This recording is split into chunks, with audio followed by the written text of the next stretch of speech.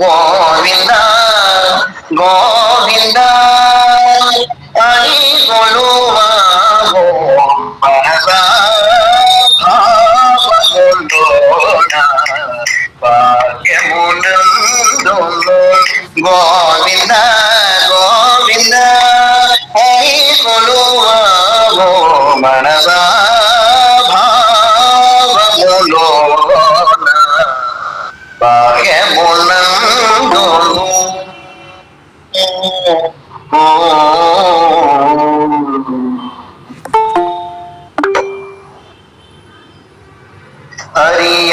హరియవతారములే అఖిల దేవతలు హరిలోనివే బ్రహ్మాండంబులు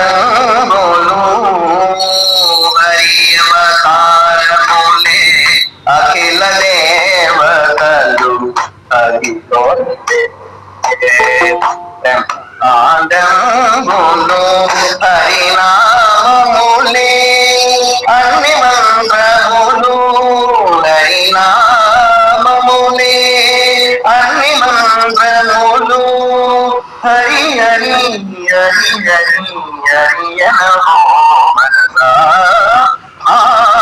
భావములోన భాగ్యమునందును గోవింద గోవింద హరి కొలువావో మనసా భావములోన భాగ్యమునందును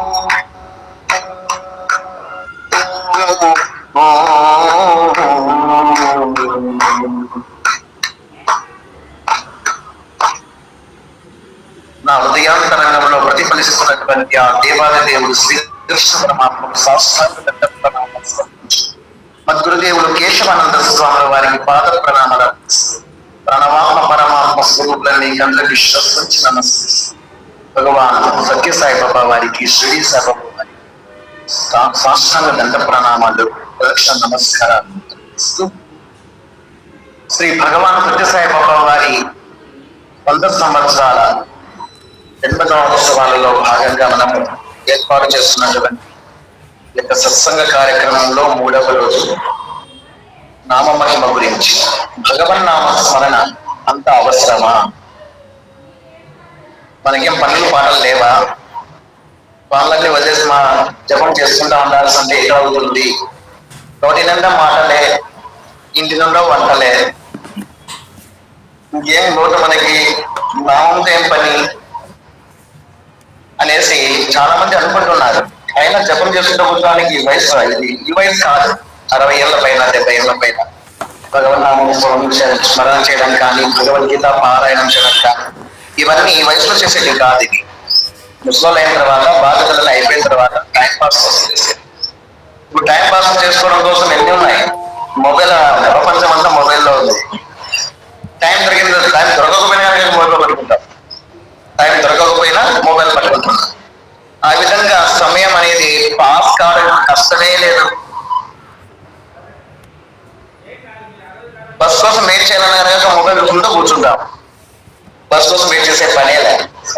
ఇంకొస్తుంది, ఇంకా వస్తుంది, ఎప్పుడు వస్తుందన్నా, ఎక్కడ వస్తుందన్నా, యాడ్ వస్తుందో ఇట్లా ఆనందం చేస్తారు. బస్సు వచ్చి ఎప్పుడన్నా రాండి, మొబైల్ ఉన్నది. ఆటో కోసం కానీ ఎక్కడన్నా ఎవరు వెయిట్ చేసే ప్రసక్తి, టైం పాస్ అలా అయిపోతుంది. ఈ విధంగా చచ్చిపోయేంత వరకు పోతుంది, మళ్ళీ జన్మ వస్తుంది. మళ్ళీ దినం మొబైల్ తో కూడా వస్తారు. జనరేషన్ న్యూ జనరేషన్ గా మొబైలే వాళ్ళకి సంవత్సరం పిల్లలు మొబైల్ చూపిస్తుంటే చాలు వారు ఎవరు మానేస్తున్నారు. చెడులు కాలాడుతూ చూస్తున్నారు. ఆ విధంగా ఈ బిజీ కాలంలో భగవన్నామ స్మరణకి అవసరం ఏముంది అని అనుకుంటాం. అది ఎంతమందికి అవసరం అనేది కాస్త నిరూపించుకుందామని ఈరోజు మనము ఈ కార్యక్రమాన్ని స్టార్ట్ చేసుకుంటున్నాం. వాస్తవానికి మన నీతి శాస్త్రం ప్రకారము కృషితో నాస్తి దుర్భిక్షం, జపతో నాస్తి పాతకం అనే ఒక సూక్తి ఉంది. కష్టపడే వారికి దుర్భిక్షం అంటే పేదరికం ఉండదు, జపం చేసే వారికి పాపము ఉండదు. కష్టపడి పనిచేసే వారికి పేదరికం ఉండదు, జపం చేసే వారికి పాపం ఉండదు అని దాని అర్థం. కృషితో నాస్తి దుర్భిక్షం, కృషితో నాస్తి దుర్భిక్షం, జపతో నాస్తి పాతకం. పాతకం పాతకం అంటే పాపం. అది ఎంతటి పాపమైనా సరే జపం చేస్తూ ఉంటే అది నశించిపోతుంది. ప్రతి ఒక్కరు అనుకుంటూ ఉంటాం, ఆ కష్టాలు వచ్చినాయి, ఈ కష్టాలు వచ్చినాయి, ఎవరికి లేని కష్టాలన్నీ నాకే వచ్చినాయి అనుకుంటాం. ద్రౌపదికి కూడా వచ్చింది ఆ కష్టాలంతా. ద్రౌపదికి కూడా రాలేదు, కుంతికి కూడా రాలేదు, అన్ని కష్టాలు వీళ్ళకే వచ్చినట్టు ఫీలింగ్. సీతమ్మ తల్లి కూడా రాలేదు, అన్ని కష్టాలు వీళ్ళకే వచ్చినట్టు ఫీలింగ్. పాండవులు అరణ్యాత్మాలయ్యి అజ్ఞాతవాసాలు చేసుకుంటూ అనుభవించిన వాళ్ళ కష్టాల కంటే కూడా వీళ్ళ కష్టమే, నలతమేళ్ళ కంటే కూడా కష్టం వీళ్ళకి ఎక్కువ ఉంటుంది. అంతగా ఫీల్ అయిపోయేసేసి ఘోరంతలో కొండంతగా ఊహించుకొని బాధపడుతున్నారు. కారణం ఏంటి అంటే పాపం. ఏ జన్మలో చేసిన పాపము ఈ జన్మలో మనం వెంటాడుతూ ఉంటుంది. ఆ దోష పరిహారం, ఆ పాప పరిహారం అనేది సులభంగా ₹1 ఖర్చు లేకుండా మనం కడిగేసుకోవచ్చు. పాపాన్ని కడిగేసుకోవచ్చు, పుణ్యాన్ని వృద్ధి చేసుకోవచ్చు, తద్వారా మన రాతను కూడా మార్చుకోవచ్చు. మీరేమైనా చెప్పచ్చు, మీ మాటకి ఎదురలేదు విషయాలు. పాపమే ఏ జనంలో చేసిన కర్మ అనేది ఉంటుంది కదా. అజ్ఞానం అనేది కర్మకు కారణమవుతూ ఉంటుంది, దుష్కర్మలకు కారణమవుతుంది. ఈ పాప ఫలితమే అజ్ఞానం కూడా అని చెప్పాలి. భగవంతుడు పాపము పుణ్యం అనేటువంటి రెండు బంధాలని కేవలం మానవ జన్మకు మాత్రమే పెట్టినాడు, మరి ఏ జన్మకు లేదు.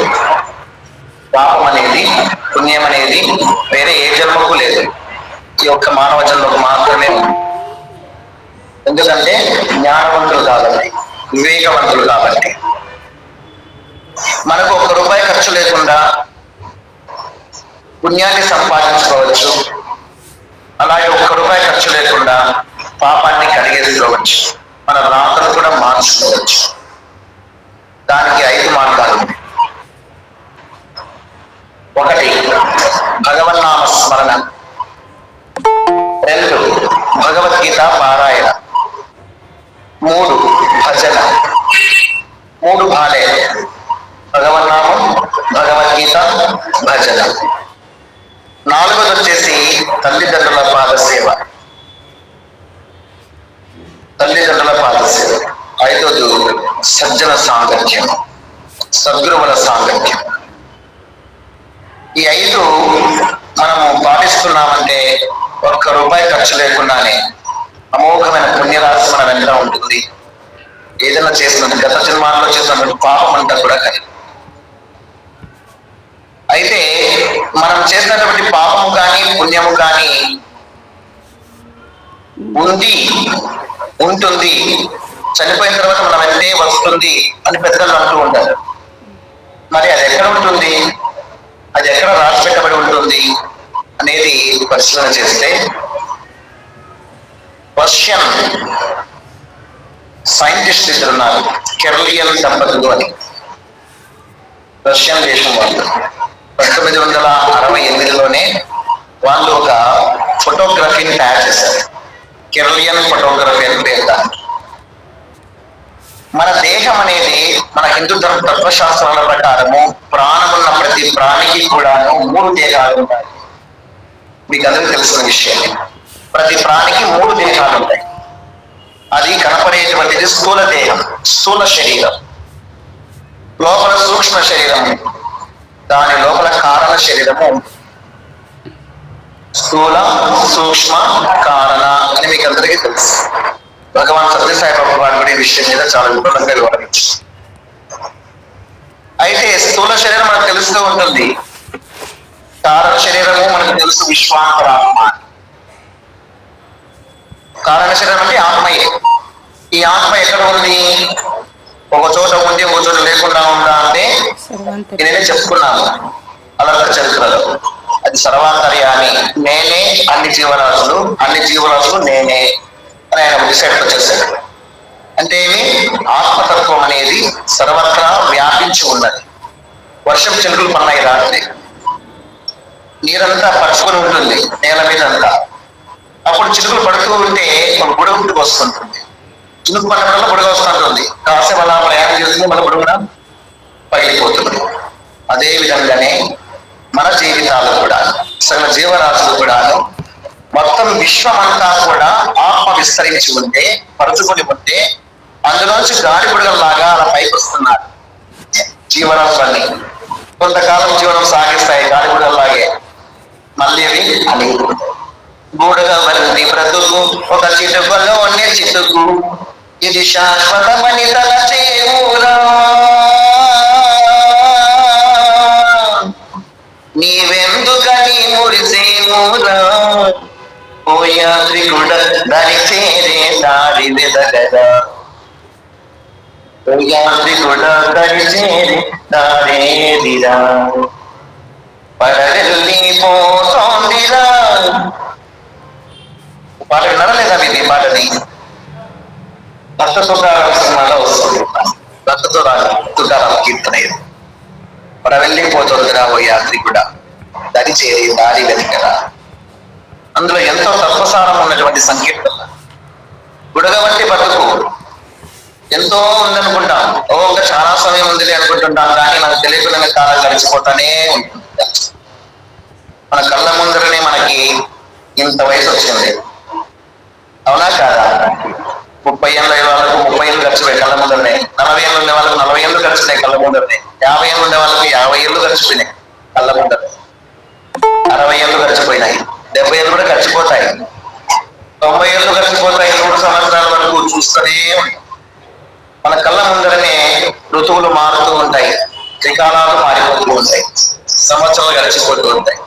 కానీ పరిమితి చెందడం అనేది ఎంతవరకు సాధ్యమా అనేది వారి వారి యొక్క విఘ్నత మీద ఆధారపడి ఉంది, సాధన మీద ఆధారపడి.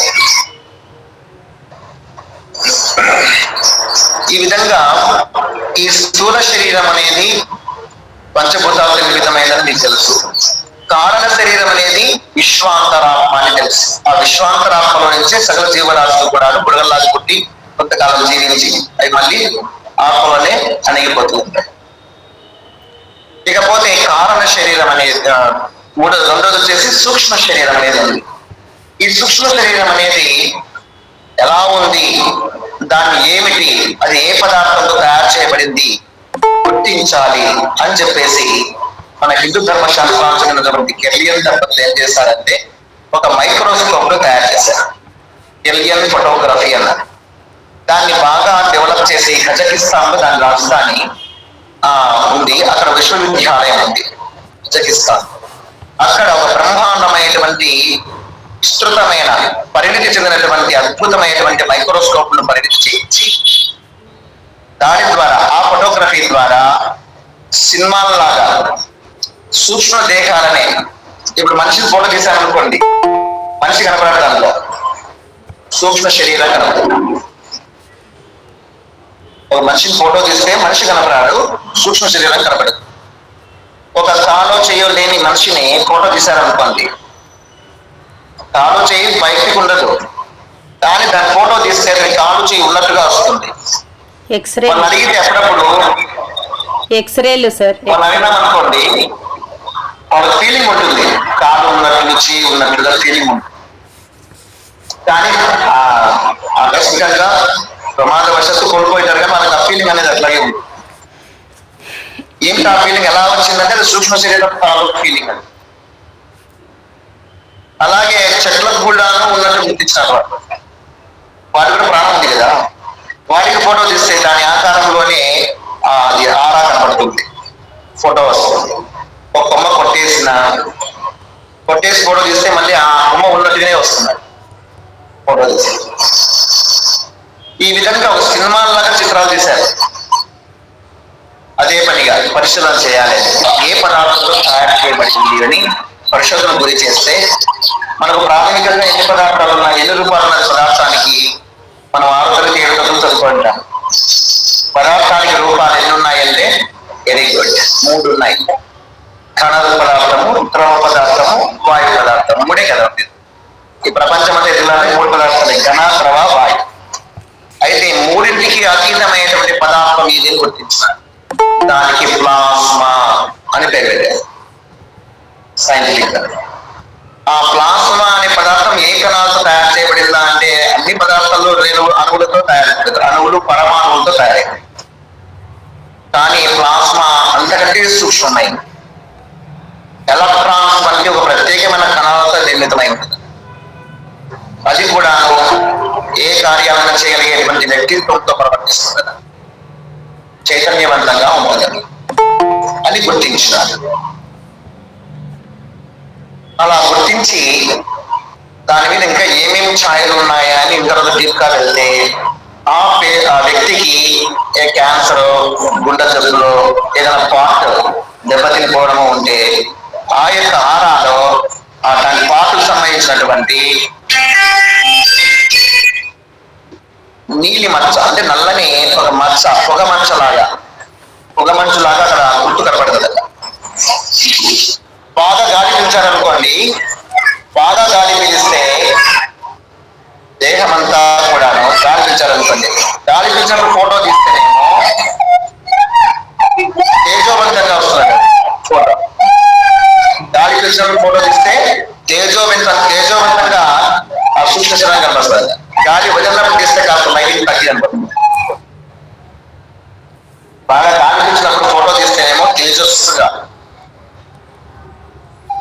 గాలి వదిలినప్పుడు తక్కువ. అదే అనారోగ్యం ఏ పాటకైనా ఉంది అంటే దాని మీద మచ్చ కనపడుతుంది ఆ ప్లేస్ లోనే, ఈ ఆడ మీద అంటే సూక్ష్మ శరీరం మీద. అలా ప్రయత్నం చేస్తూ పోతే మనిషి చేసేటువంటి ప్రతి పని, ప్రతి క్రియ, ప్రతి మాట, ప్రతిదీ కూడాను ఆ కెమెరా ఏ విధంగా అయితే, ఆ మొబైల్ ఏ విధంగా అయితే రికార్డ్ చేస్తూ ఉంటుందో ప్రతి చర్యలో కూడాను ఈ సూక్ష్మ శరీరాన్ని గ్రహించుకునేసి రికార్డ్ చేస్తూ ఉంటుందట. ఇదే రికార్డింగ్ చేసేటువంటిది.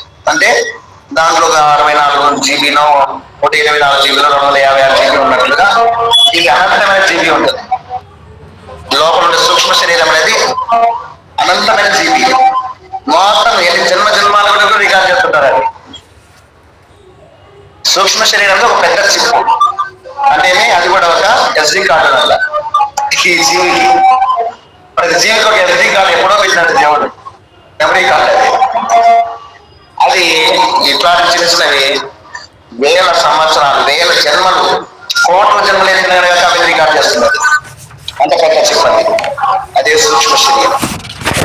ఈ సూక్ష్మ శరీరాన్ని దయ్యము అని, భూతము అని చనిపోయిన దీనినే జీవుడు అని, దీనినే సూక్ష్మ శరీరము అని, మనస్సు అని, మనోశరీరము అని, విశాఖం అయ్యేది కూడా ఇదే అని చెప్తూ ఉంటారు. ఇది రికార్డింగ్ చేసేది. అయితే ఇది రికార్డ్ చేసి దీన్ని ఈ జన్మ దేహం వదులుకుంటే మళ్ళీ జన్మ అది మళ్ళీ ప్లే చేస్తాం.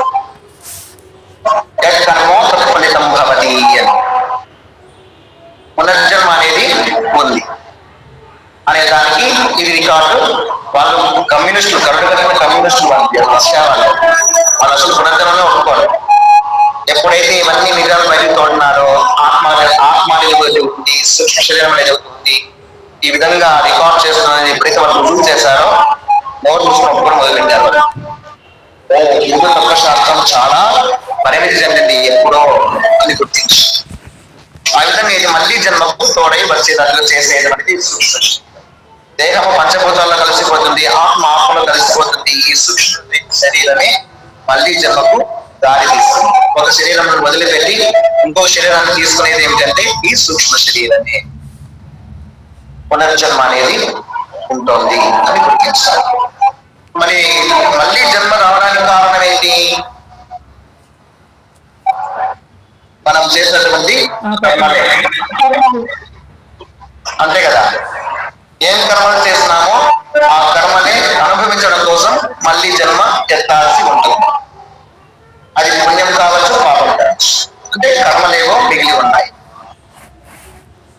మళ్ళీ జన్మకు కారణము కర్మలు, కర్మబంధాలు. కర్మలకు కారణము కర్మబంధాలు అంటే సంఘం, కర్మబంధాలు. కర్మబంధాలకు కారణం ఏంటి? ఆలోచన చేస్తే మనిషికి కర్మకు మధ్య పెత్తనం చేస్తున్నాయి రెండు. అదే రాగద్వేషాలు. పెత్తనం చేసేటి వారు ఉండే అనురాగం అన్నా ఉంటుంది, ద్వేషం అన్నా ఉంటుంది. ఈ రెండు పెత్తనం చేస్తూ ఉంటాయి పనులకు మనకు మధ్య. ఆ రాగద్వేషాల వల్ల కర్మబంధం ఏర్పడుతుంది. మరి రాగద్వేషాల నుంచి వచ్చినాయి అహంకారం, మమకారాలు కావచ్చు, రాగద్వేషాలు అన్నారు. ఈ రెండు ఎక్కడి నుంచి వచ్చాయి అంటే దీనికి మూలం ఎక్కడ ఉంది? త్రిగుణాలలో ఉంది. త్రిగుణాలలో మూలం ఉంది. ఈ రాగద్వేషాలకు కారణము త్రిగుణాలు. త్రిగుణాలకు మూలం ఎక్కడ ఉంది అంటే ప్రకృతిలో ఉంది. ప్రకృతికి మూలం ఎక్కడ ఉంది అంటే దైవీ మాయలో ఉంది. ఇది లింక్. మాయ ఎక్కడ ఉంది అంటే దేవుళ్ళలోనే ఉంది. మరి మాయను పోగొట్టుకుంటే ప్రకృతి నుంచి విడబడవచ్చు, ప్రకృతి మాయ నుంచి బయటపడవచ్చు. ప్రకృతి మాయ నుంచి బయటపడితే త్రిగుణాలు మనం ఏం చేయలేదు. త్రిగుణాలు మనం ఏం చేయకపోతే రాగద్వేషాలు లేవు. రాగద్వేషాలు లేకపోతే కర్మబంధాలు లేవు. కర్మబంధాలు లేకపోతే కర్మలు లేవు. కర్మలు లేకపోతే జన్మ లేదు. అయితే ముక్తి అదే. మరి ఈ మాయను, ఈ దైవీ మాయను, దైవీకేశ గుణమయీ మమ మాయా దురత్యయ మామేవయే ప్రపద్యంతే మాయా మేతాం తరంతి. 7వ అధ్యాయంలో మనం చదువుకున్నాం భగవద్గీతలో వస్తుంది 14వ శ్లోకం. దైవీకేశ గుణమయీ మమ మాయా దురత్యయ. అర్జున, దైవికమైనటువంటి నా త్రిగుణమాయ దురత్యయ జయించడం చాలా కష్టం అంటాడు కృష్ణ పరమాత్మ. నా మాయను అధిగమించడం అంత సులభం కాదు, ఎవరికే కాదు.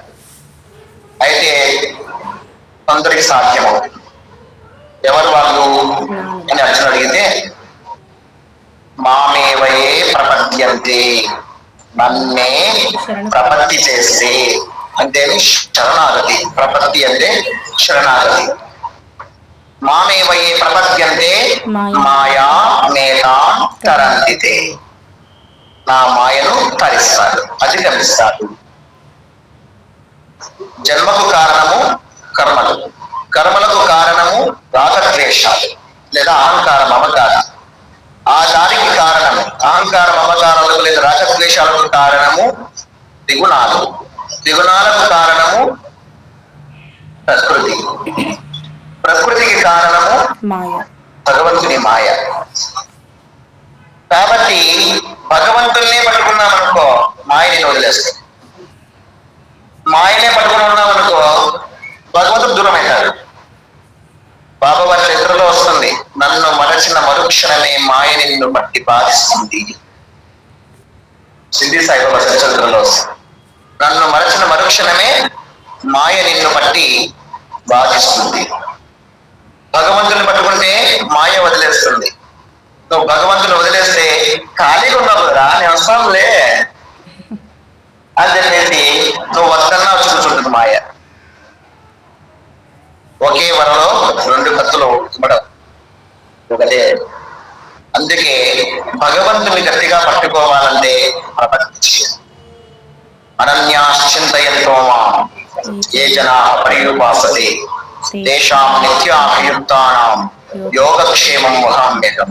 ఎవరైతే అనన్య చింతన అంటే వేరే చింతన లేకుండా నా చింతే ఎవరైతే చేస్తుంటారో, నా నామమే వల్ల వేస్తూ ఉంటారో, నా నామమే జపం చేస్తూ ఉంటారో, అటువంటి వాళ్లకు యోగక్షేమాలన్నీ నేనే చూసుకుంటాను. యోగము క్షేమం. యోగక్షేమం, క్షేమం అంటే ఇహపరమైన ఇహానికి సంబంధించినటువంటి అనుకూలనాలు. యోగం అంటే పరానికి సంబంధించినటువంటి అనుకూలనాలు. అంటే ఇహపరాలన్నీ ఆయన చూసుకుంటా అంటున్నారు. దాంతో తర్వాత మళ్ళీ యోగక్షేమాలంటే ఇక్కడ మాత్రమే అనుకుంటాం. ఇక పర సంబంధమైనటువంటి సౌఖ్యాన్ని ఆయనే ప్రసాదిస్తారు. మనం చేయాల్సినది ఏంటంటే ప్రపత్తి చేయాలి, శరణాగతి, నిరంతరము ఆయన స్మరణ, ఆయన ధ్యానం, ఆయన జపం, ఆయన పూజ, ఆయన అర్చన, భక్తి చేయాలి. ఈ భక్తి చేయడం వల్ల భగవత్ అనుగ్రహం కలుగు. కబీర్ దాస్ పేరు వింటారు. ఒకసారి వీధిలో పోతూ ఉంటాడు. వీధిలో పోతూ ఉంటే ఒక ముసలవ్వ జొన్నలు విసురుతూ ఉంటుంది. విసురాయిలా వేసి పిండి చేస్తూ ఉంటే చూసి నీళ్లు బటబట రాలిపోయి ఏడుస్తున్నాడు కబీర్ దాస్. అదే దారిలో నిపటి నిరంజనుడు అనేటువంటి గురువు వెళ్తూ ఉండి చూశాడు. ఎందుకయ్యా ఏడుస్తున్నావు? చూసారా స్వామి, ఆ విశ్వరాయి చూసారా, ఆ ముసలమ్మను చూసారా, ఆమెయే మృత్యుదేవత. ఆ జొన్న గింజలన్నీ జీవులు. ఈ యొక్క విసురాయే కాలం. ఈ కాలం అనేటువంటి విసురాయి చక్రంలో, ఈ చక్రంలో వేసి జీవులనే గింజలను వేసి ఆ మృత్యుదేవత ఇసురుతూ ఉంది. ప్రతి ఒక్క ప్రాణి నలిగి పిండైపోతాం. నా బతుకు కూడా అంతే కదా అని దుఃఖం వస్తుంది అనేటప్పటికీ, ఓ ఇంత లోతుగా ఆలోచన చేస్తున్నావు ఆయన, ఇసురాయిలు వేసి కింది ఇంత లోతుగా పోయావా, ఇంట్లో ఆలోచన చేస్తున్నావా, సరే కొద్ది దగ్గర పోదామరా అని చెప్పేసి ఇప్పుడు దగ్గర చూడు అన్నారు. దగ్గరగా పోయి చూస్తే గింజలన్నీ నలిగిపోతున్నాయి, కానీ మధ్యలో కొంచెం చూడండి, ఒక కర్ర ఉంటుంది మధ్యలో, దానిపైన 3-4 గింజలు మిగిలితాయి. చుట్టూ కూడా గింజలు మిగిలింటాయి. దాదాపుగా దానికి ఆనుకొని ఉన్నవన్నీ నలగవు. చూసావా, వేసిన గింజలన్నీ నలుగుతున్నాయా అన్నాడు. లేదు స్వామి, ఈ గుంజకు దగ్గరగా ఉన్నవి కొంచెం పైన ఉండేటువంటి నలగడం. ఈ యొక్క జగత్ కాలచక్రానికి ఇది ఆధారం, ఈ విశ్వరాయికి ఇది ఆధారం, ఈ సమస్త జగత్ చక్రానికి భగవంతుడే ఆధారం. భగవంతుడి పైన కూర్చోవాలి, లేదా భగవంతుడి పాదాల దగ్గర కూర్చోవాలి. నువ్వు నిశ్చితగా ఉంటావు. ఇదే శరణాగతి అన్నాడు. అంటే భగవంతుడి పాదాన్ని పట్టుకున్నాం అనుకోండి, నిన్ను కాలం కానీ మృత్యుదేవత కానీ ఏమి నలిపివేయలేదు. భగవంతుని మీద కూర్చున్నా సరే, ఈ విధంగా పైన కూర్చున్నట్ల నిన్ను మృత్యువు ఏమి చేయలేదు, దుఃఖాలు నిన్ను దరి చేరవు అని చెప్పేటప్పటికీ, ఇప్పుడు నాకు మనశ్శాంతిగా ఉంది గురుదేవా అని చెప్పేసి ఆ స్వామికి నమస్కరించి కన్నీళ్ళు కూర్చుకొని సంతోషంగా,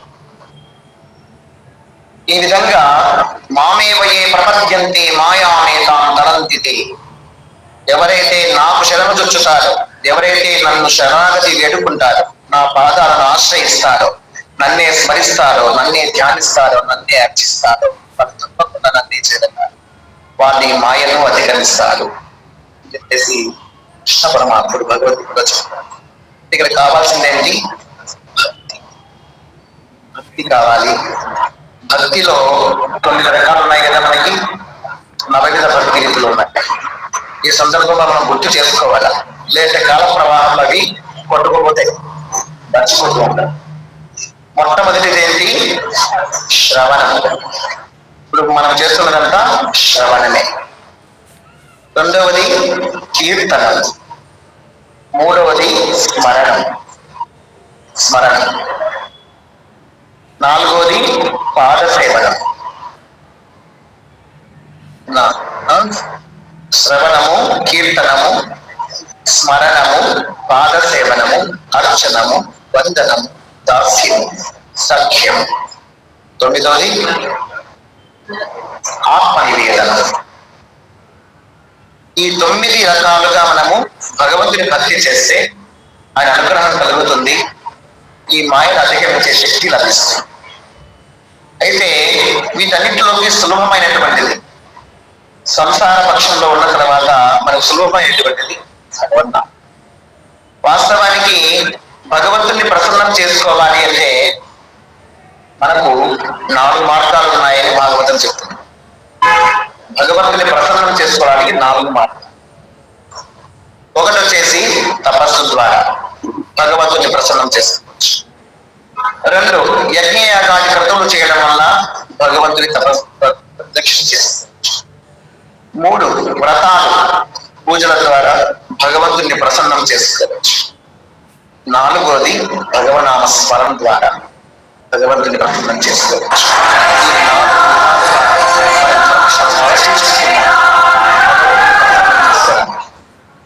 కృతయుగంలో తపస్సు, త్రేతాయుగంలో యజ్ఞయాగాలు, ద్వాపర యుగంలో వ్రతాలు పూజలు. అయితే ఈ కలియుగంలో భగవన్నామ స్మరణ ఒక్కటే మనిషికి మోక్షాన్ని ప్రసాదిస్తుంది. ఈ కలియుగంలో మానవుని ఆయుష్ అల్పం, 100 సంవత్సరాలు, 120 సంవత్సరాలు. కానీ కళ్ళ ముందే కనపరాకుండా గడిచిపోతాం. కృతయుగంలో అయితే లక్షల సంవత్సరాలు. చెప్పాలనా? తపస్సు ఒకటి తపస్సు, 2 యజ్ఞములు, యజ్ఞాల ద్వారా భగవంతుని ప్రసన్నం చేసుకోవచ్చు. 3 వచ్చేసేసి వ్రతాలు పూజలు, భగవంతుని పట్టుకోవడానికి ఇవన్నీ. మాయను వదిలించుకోవడానికి భగవంతుని పట్టుకోవడానికి 4 మార్గాలు. 1 తపస్సు, 2 యజ్ఞయాగాలు, 3 వ్రతాలు పూజలు, 4 భగవన్నామ స్మరణ అని భాగవతమే చెప్తోంది. ఈ 4 యుగాలకు సరిపోతాయి. కృతయుగానికి తపస్సు, త్రేతాయుగానికి యజ్ఞయాగాలు, ద్వాపర యుగానికి వ్రతాలు పూజలు, కలియుగానికి భగవన్నామ స్మరణే. ఈ భగవన్నామ స్మరణ మనం జపం చేసుకుంటూ ఉన్నామంటే అన్ని పనులు చేసుకుంటూనే చేసుకోవాలని కూడా శాస్త్రవాది. అన్ని పనులు వదిలేసి జపం చేయడం అంటే సాధ్యం కాదు, అది అవ్వదు. ఈ కలియుగంలో ఫాస్ట్ 50 ఏళ్ళ కల్లా మొత్తం కూడబెట్టి సంపాదించి ఎత్తిపెట్టి చేసుకోవాలా. 50 ఏళ్ళకి కూడా కూర్చున్నాం అనుకుంటారు. అప్పటికల్లా బీపీలు షుగర్లు వచ్చి తింటా కూర్చునేది ఏముండదు, చూస్తా కూర్చోడమే. వంటకాలు అన్నీ ఉంటాయి, చూస్తుంటారు అంతే. చూసుకొని తినాల్సి వస్తుంటారు. అట్లా కష్టపడి నష్టపడి ఇబ్బంది పడి తినగానక వయసులో ఉన్నప్పుడల్లా కూడబెడతారు. వయసు పడిన తర్వాత హాయిగా ఉండాలి అనుకుంటారు. ఆ టెన్షన్ ఆ ప్రెషర్ కి రోగాలు వచ్చి కూర్చుంటాయి. ఏం ప్రయోజనం? ఏ ప్రయోజనం? వయసులో ఉన్నప్పుడు ఏ వయసులో చేయాలి అవి చేసుకున్నారా, తింటున్నారు. రేపటికి రేపటి దాచిపెడతాము అనేది ఉండకూడదంట. అసలు దాచిపెట్టుకోకపోతే కష్టమని అనుకుంటున్నాము. పూర్తిగా భగవంతుని మార్గంలో ఉన్న వాళ్ళకు అదంతా అనిపించదు. భగవంతుని పూర్తిగా నమ్మిన వాళ్ళకి ఏ లోటు ఉండదు, ఆయన చూస్తారంటే అది ఆ నమ్మకం లేని వాళ్ళకు కూడబెట్టుకోకపోతే ఎట్లా, వాళ్ళకేం తల్లి చెప్తారు, చెప్పే వాళ్ళకి ఏముంది, చేసేవాళ్ళు తెలుస్తుంది అని చెప్పేసి చేస్తుంది. సరే, కూడబెట్టే దాంట్లో కూడాను నీకు 100 రూపాయలు సంపాదన వస్తే 90 రూపాయలు కూడబెట్టు, 10 రూపాయలు దాచిపెట్టద్దు. ఆ 10 రూపాయలు దానం చేయాలి. ఎందుకంటే ఇప్పుడు రోగాలు రాకుండా ఏదైనా పుణ్య కార్యక్రమానికి 100 రూపాయలు దానం చేసామనుకో, రేపు పొద్దున 1000 రూపాయలు పెట్టి బాటలు ఎక్కించుకున్న దరిద్రం రాదు. ఆ 100 రూపాయలు కూడా కూడబెట్టి ప్రయత్నం చేస్తున్నామంటే 100కు 10 రెట్లు తీర్చుకోవాలి. ధర్మశాస్త్రం చెప్తున్నది 10%. ఓం భగవాన్ సత్య సాయిబాబా ఇచ్చే బాబా వారు పుష్పాలు ఇచ్చేస్తారు. మన సంపాదనలో 10% దాన ధర్మాలకు ఉపయోగించేది. బాబా వారి ప్రత్యక్షంగా పుష్పమాల కిందికి వదిలేసి పూజ చేస్తారు. 90% సంసారాన్ని వాడుకోవచ్చు. 1000 రూపాయలు వచ్చింది, 900 కూడబెట్టుకుంటారో దాచిపెట్టుకుంటారో ఏమైనా చేసుకోండి. 100 రూపాయలు దానం చేయాలా, పుణ్య కార్యక్రమాలకు ఉపయోగించి తీరాలా. ఆ 100 రూపాయలు కూడా నిలిచే ప్రయత్నం చేస్తే 1000 రూపాయలు మిక్కబోతుంది. అది తెలియక మానవులు ఏం చేస్తున్నారంటే మొత్తం కూడబెట్టే ప్రయత్నం చేస్తాం. అది దెబ్బ కొడుతుంది, అనారోగ్యాన్ని దారి చేస్తుంది. అన్నీ ఉంటాయి, అన్ను నోట్ల శని అన్నట్లా అన్ని అనుభవించడానికి ఉంటాయి, కానీ అనుభవించడానికి దేహం సహకరించదు. అది గమనించుకోవాలి. చిన్న వయసులోనే గుర్తించేస్తే ఆ వయసులో ఇబ్బంది లేకుండా ఉంది. సత్యం.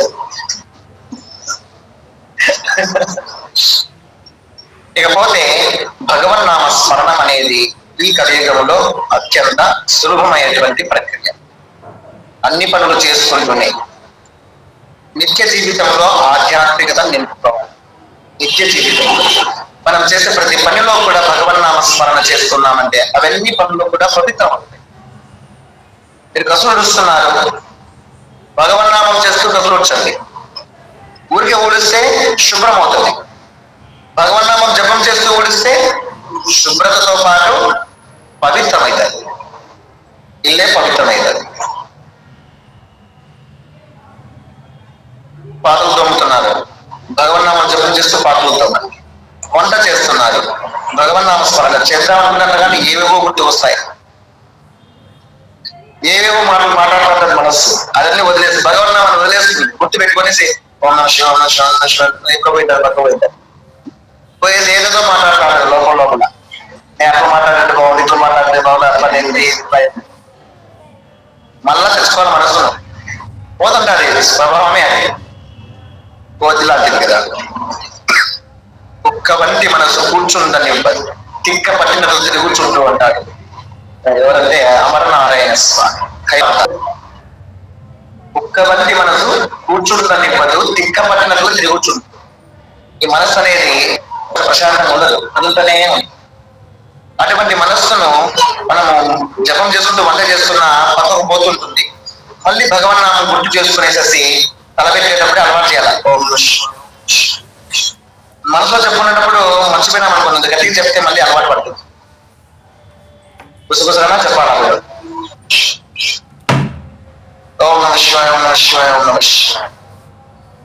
కరిగేటప్పుడు కావచ్చు, కూరగాయలు కరిగేటప్పుడు కావచ్చు, బియ్యం కడిగేటప్పుడు కావచ్చు, పొయ్యి మీద పెట్టేటప్పుడు కావచ్చు, నిప్పుని వెలిగించేటప్పుడు కూడా ఓం భగవాన్ స్మరణ చేస్తే వంట కూడినది ప్రసాదం అవుతుంది.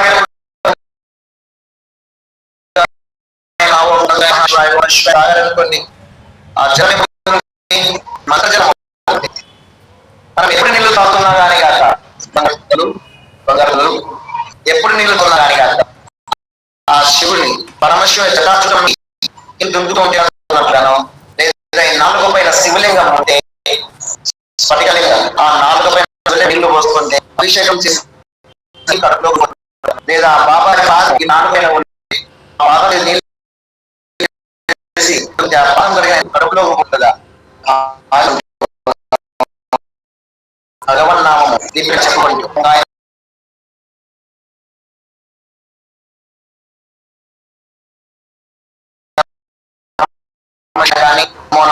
ఏదో వస్తుంది కదా.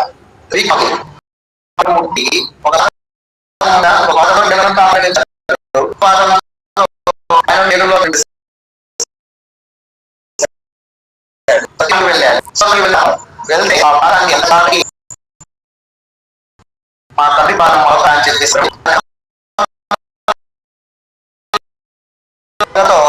మీరు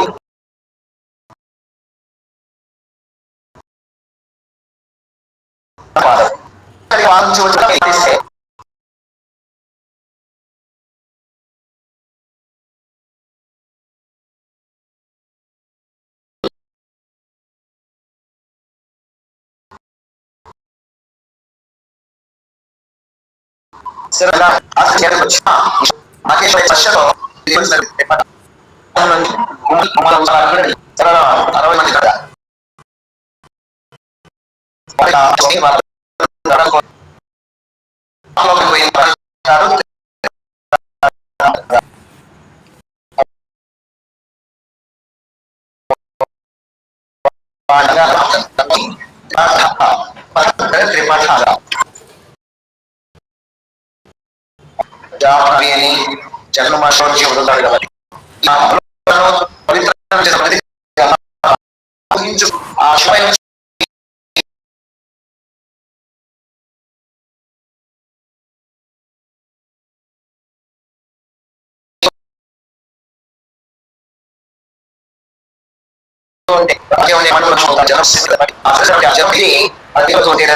ఆశ్రవదిస్తేరా నీళ్ళు వస్తువుని రసులకు ఆగుతున్నట్లుగా భావించు. ఓం గంగాయ నమః, ఓం గాయ నమః అని దించుకొని తాగుతున్నప్పుడు పొద్దున్న లేస్తాను నీళ్ళు తాగ అవుద్ది కాదు. ఇట్లా ఊహ ఖరీదు అలవాటు చేసుకోవాలి. రోజు 3 నిద్ర లేస్తాను 3 గ్లాసులు నీళ్ళు తప్పనిసరిగా తాగాలి. కనీసం 3 గ్లాసులు నడులు పెట్టాలి. సగం నీళ్ళు మనం ఎరగపోయాయి ఆయన కానీ కట్ చేయలేదు తాగలేదు తాగలేదు ఇంకో తాగ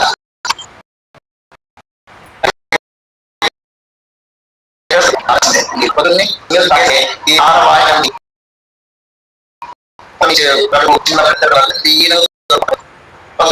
తాగితే ఏమవుతాయి అంటే అక్కడ పెట్టిపోతాయి. 3 గ్లాసులు పోసి మొత్తం నేను దొబ్బదు. వీటి పాయింట్తో కాలేకపోతారు. సగం దరిద్రం ఆగిపోతారు.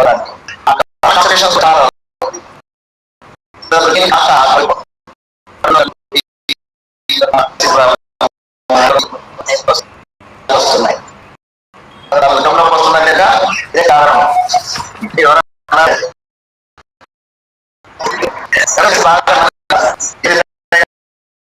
చేస్తే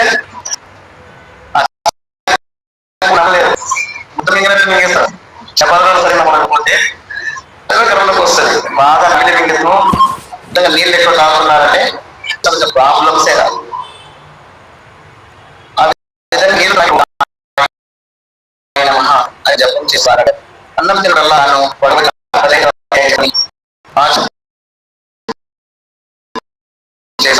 కృష్ణాపి సమయంలో గుర్తొచ్చిన ఓం నమః శివాయ ఆహారం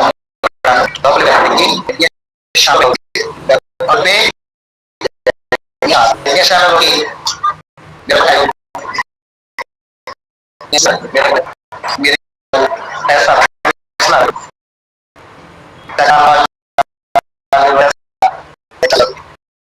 ఏం వేస్తారు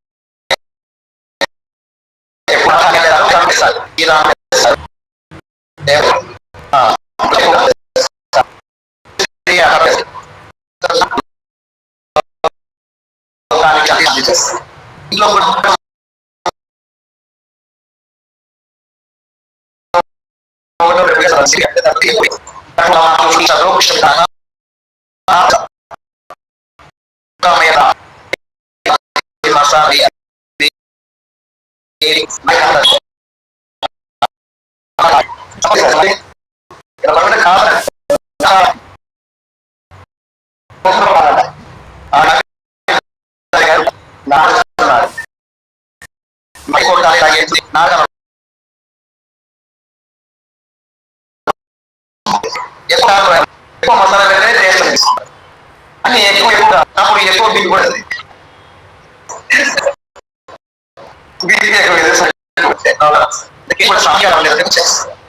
ఇది ఏమైనా భగవన్ నామస్మరణం జపం చేసుకొని భోజన నీళ్లు తాగిన ఆ భోజన ప్రసాదం తీర్థం అవుతుంది. స్నానం చేసేటప్పుడు కూడా ఓం శివాయ ఓం శివాయ స్నానం చేసామా దేహం అనేది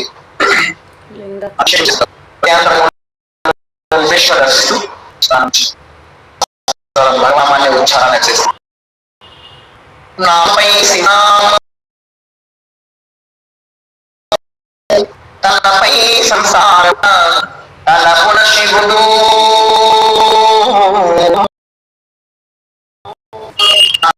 తనపై సంసార పుట్ట తన శివుడు శివ సంగీత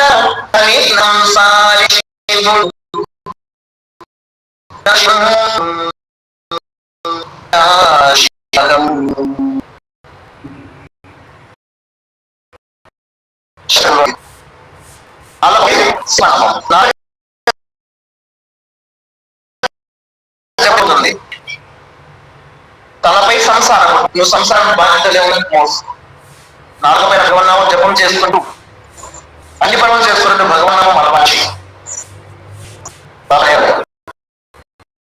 మన్మే రామ్ హాట్ మే రామ్ సత్యసాయి బాబా వారు మనసులో రాముడు, చేతిలో పని. రామ జపం చేస్తూ చేతిలో పనులు చేస్తూ ఆ విధంగా మనము తలపైన సంసారం ఉంటే మోసుకో గలమనే శివ సంకీర్తనం చూసుకో. అప్పుడు శివుడు లేదు, ఒక్కరిలోనూ ఆ శివ పరమాత్ములాగే ఉంటాడు అని తెలుసు. అందుకే భగవన్ స్మరణ ఇది.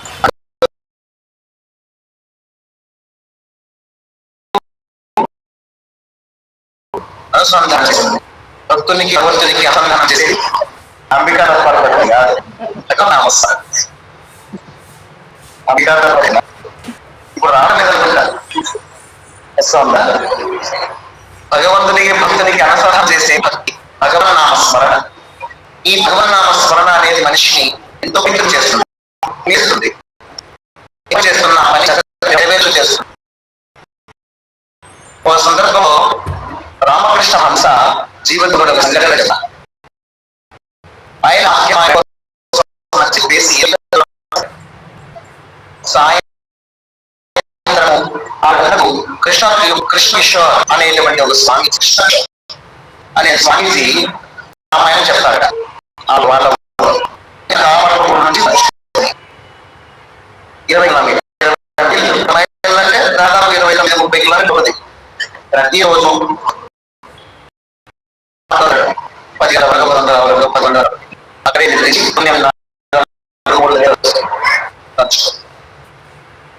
ఆయన బ్రాహ్మణుడే, ఈయన బ్రాహ్మణుడే. వాళ్ళిద్దరు కలిసి బృందావనం వెళ్ళారు. కృష్ణ బృందావనం వెళ్ళి అక్కడ సంచారం చేస్తున్నారు, తిరుగుతున్నారు, అక్కడ చూస్తూ ఉన్నారు. చూస్తూ ఏవో ఆధ్యాత్మికంగా చెప్తూ ఉన్నారు. ఆలోచించుకుంటూ పోవడంలో కృష్ణ స్వామికి చుట్టుపక్కల ఎక్కడ చూశారు. చూసిన బాగా ఈయన చాలా ఇష్టాగరిస్తుడు. ఎవరు? కృష్ణ కిషోర్ స్వామి. మరి ఆయన చాలా జాగ్రత్త పడుతున్నటువంటి. సరే బాగా కనిపించింది కదా, తాగుదాం పదా అని చెప్పేసి ఇద్దరు వెళ్ళి దగ్గర పోయి చూస్తే అక్కడ ఒక వ్యక్తి ఉన్నాడు. ఆయన కృష్ణ కిషోర్ స్వామి క్షమించామి, నేను నిన్నగాని వాడిని, నేను ఒప్పుకోను.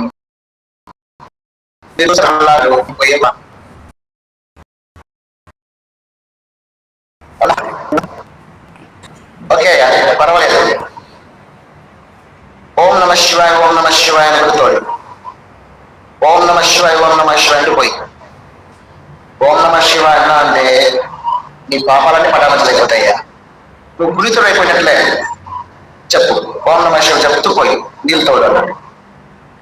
రామకృష్ణ పరమహంస పైకి చూస్తున్నాడు. ఎవరిని? కృష్ణ స్వామి. ఇంత నిష్ఠగా ఉన్నటువంటి వాడు హరిజనుడు నీళ్లు పోస్తా అంటే జపం చేసుకుని చేయవయ్యా అంటున్నది. చాలా నిష్ఠాగరిష్ఠుడు కదా, ఎంత విశ్వాసం నామం మీద, నామం మీద ఎంత విశ్వాసం. ఓం నమ శివాయ పవిత్రమైపోతాడు అతడు కూడా, మాలిన్యం అందకుండా పోతుంది అనే విశ్వాసం ఆయనకి ఎంత ఉందో అని వచ్చింది ఆయనకు. ఆయన ఆ హరిజనుడు ఓం నమ శివాయ అనుకుంటూ బకెట్లోనికి వేసి నీళ్ళతోటి ఆ బకెట్ మీరు ఓం నమ శివాయ, ఓం నమ శివాయ పోస్తుంటే ఇలా దోషులకి నీళ్ళు తాగినాడు కృష్ణ కిషోర్. రామకృష్ణ పరమహంస శిష్యులకు గొప్పతనం గురించి, భగవన్నామం గొప్పతనం గురించి అలా చెప్పేశారు. కాబట్టి భగవన్నామం అనేది ఎంతో శక్తివంతమైనది, పునీతం చేస్తుంది, పవిత్రం చేస్తుంది అని చెప్తారు. రాఖాల్ అనే భక్తుడు కూడా ఉంటాడు. ఆయన రాఖాల్ ఈ రాకాలు రామకృష్ణ పరమహంసకు చాలా బాగా సేవలు చేసేటువంటి వారు. ఒక సందర్భంలో మధ్యాహ్నం సమయంలో మంచం మీద పడుకుని ఉంటే రామకృష్ణ పరమహంస చిన్న మంచం మీద కూర్చొని ఉన్నాడు. చిన్న మంచము పెద్ద మంచం రెండు మంచాలు లేకపోయినా పెద్ద మంచం మీద పడుకునేవాడు, చిన్న మంచం మీద కూర్చొని ఉపన్యాసం. చిన్న మంచం మీద కూర్చొని వేసేసి కొంతమంది వచ్చి కూర్చోంటే మాట్లాడుతున్నాడు, ఉపన్యాసం చెప్తున్నాడు. అప్పుడు రాకాలు వచ్చాడు. వస్తే రాకాలు కొద్దిగా కాళ్ళు లాగుతున్నాయి, రావయ్యా బాధలు అవుతుందిరా అన్నాడు. ఓ స్వామి ఎప్పుడు నాకే చెప్తావు, ఆ వివేకానంద వాళ్ళతో ఉన్నారు కదా నరేన్ వాళ్ళు పిలుచుకోపోవడం రా బంగారు అంటే అంత చనువు ఉంది స్వామి దగ్గర, గురువు దగ్గర. సర్లే అనుకుంటూ వచ్చేసి కూర్చున్నాడు, పాదాలు పడుతున్నాడు. మహాత్ములకు సేవ చేస్తే దివ్యమైన దర్శనం అవుతాయ్యా, నీకు తెలియదు అవుతాయో ఏమో. నేనేదో పని మీద పోవాలనుకోనే నువ్వు ఏదో పని చెప్తావు అనుకుని పాదాలు పడుతున్నాడు. అలా మాట్లాడుతుండగానే ఘల్ ఘల్ చూశారు. చూస్తే ఒక 8 ఏళ్ల బాలిక చాలా ముద్దుగా ఉంది, అలంకరణ చేసుకొని ఇంత డబ్బు పెట్టుకునేసేసి అమ్మవారు ఎట్లుంది అట్లుంది. ఆ అమ్మాయి వచ్చేసింది, పెద్దల సభలు చేస్తుంది. వచ్చేసి రామకృష్ణ పరమహంస చుట్టూ 3 ప్రదక్షిణాలు చేసింది. ప్రదక్షిణ చేసి 4 అడుగులు ఎన్నికి వేసి టక్కున అదృశ్యం అయిపోయింది. వాకాలు చూస్తున్నాననే చాలా ఆశ్చర్యం వేసింది. హృదయ ఏంటి ఆశ్చర్యమైన విషయము, మరి ఏమనుకున్నావు? మహాత్ముల సేవా భాగ్యం అది. వచ్చింది ఎవరో గుర్తయినా అన్నాడు. ఎందుకు కాదు స్వామి, అదృశ్యమైన కళ్ళ ముందరమే ఆ జగన్మాత జగజ్జనని కదా. అవును మరి, ఎప్పుడు నువ్వు జపం చేస్తుంటావు కదా, ఆ ఓం నమః శివాయ పంచాక్షర మంత్ర ప్రభావం చేత నీకు ఈ స్థితి, ఈ గురుసేవ వల్ల నీకు ఈ భాగ్యం. చాలా ఆశ్చర్యపోయాడు. అతడు తన శిష్యులందరినీ పిలుచుకుని వెళ్తూ ఉన్నప్పుడు రాకాలు పడుకొని నిద్రపోతూ ఉంటే అతని పెదాలు మాత్రం ఎదురు ఓం నమః శివాయ నిశ్శబ్దంగా రాని పిలుచుకుని వచ్చేసి మరీ చూపించాడు రామకృష్ణ పరమహంస. చూసారా రాకాలు నిద్రపోతున్న కానీ అతని పెదాలు ఓం నమః శివాయ అంటుంది. ఇంతటి స్మరణ నీకు వస్తే ప్రతి ఒక్కరు మోక్షం సాధిస్తాడన్నాడు రామకృష్ణ శిష్యులు. అంటే నిద్రలో కూడా జపం రావాలా, నిద్రపోతున్నా నోటికి ఓం నమః శివాయ రావాలా, నీకు ఏ ఇష్టమో ఏ మంత్రం ఇష్టమో ఆ మంత్రం రావాలి. అది మనం సాధన చేస్తాం. మన కన్నము మనువు మనకు దేహంలో పునీతం కావాలి. క్షణము క్షణము నామ జపము, దినము దినము గీతా పఠనము. క్షణము క్షణము నామ జపము, దినము దినము గీతా పఠనము. తరచు తరచు సత్సంగము ధరలు నాకిము. తరచు తరచు సత్సంగము ధరలు నాకిము. ఎంత ప్రార్థన చేసినాను, ఎంత ప్రార్థన చేసినాను, ఎంత ప్రార్థన చేసినాను, ఏమి లాభము సాయి ఏమి లాభము. ఎన్నిసార్లు ప్రార్థన చేస్తున్నాను స్వామి, నాకు ఇమ్మని కోరుకుంటున్నా, ఇది అనుగ్రహించు. నీ అనుగ్రహం లేకపోతే నేను క్షణము జపం చేయగలనా? నేను నీ నామం జపం చేయాలని నీ ఆశీర్వాదం ఉండాలా, నీ ఆజ్ఞ ఉండాలా, నీ అనుగ్రహం ఉండాలా. లేకపోతే నా నోట నీ నామం ఎలా పలకగలను? ఈ పాపం నోటితో నీ నామం పలకాలన్నా ఎలా సాధ్యం అవుతుంది నీ ఆశీర్వాదం లేకపోతే? ఈ పాపం నేత్రాలను దర్శించాలంటే ఎలా సాధ్యం అవుతుంది నీ అనుగ్రహం లేకపోతే? ఈ పాపపు చేతులతో నీ పాదాలను సృష్టించాలన్నా, పాద సేవ చేయాలన్నా ఎలా సాధ్యమవుతుంది నీ ఆశీర్వాదం లేకుంటే? అందుకే నీవు ఆశీర్వదించు. నేను ప్రార్థిస్తున్నాను ప్రతిరోజు. క్షణము క్షణము నామ జపము, దినము దినము గీతా పఠనము. తరచు తరచు దీనంత ఎక్కువ సార్లు సత్సంగాలు పాల్గొనే భాగ్యాన్ని ప్రసాదించు, ధరలు నాకిము అని చెప్పేసి ఆ సంకీర్తనలో ఆయన లాయించుకున్న సంకీర్తన.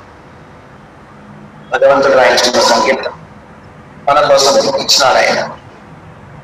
దుష్ట శిక్షణ చేత పట్టు శిష్ట రక్షణ చేయి పట్టు, దుష్ట శిక్షణ చేత పట్టు శిష్ట రక్షణ చేయి పట్టు, ధర్మ రక్షణ తల పెట్టు ఔతమని ముట్టు, ఆ ధర్మ రక్షణ తల పెట్టు ఔతమని ముట్టు.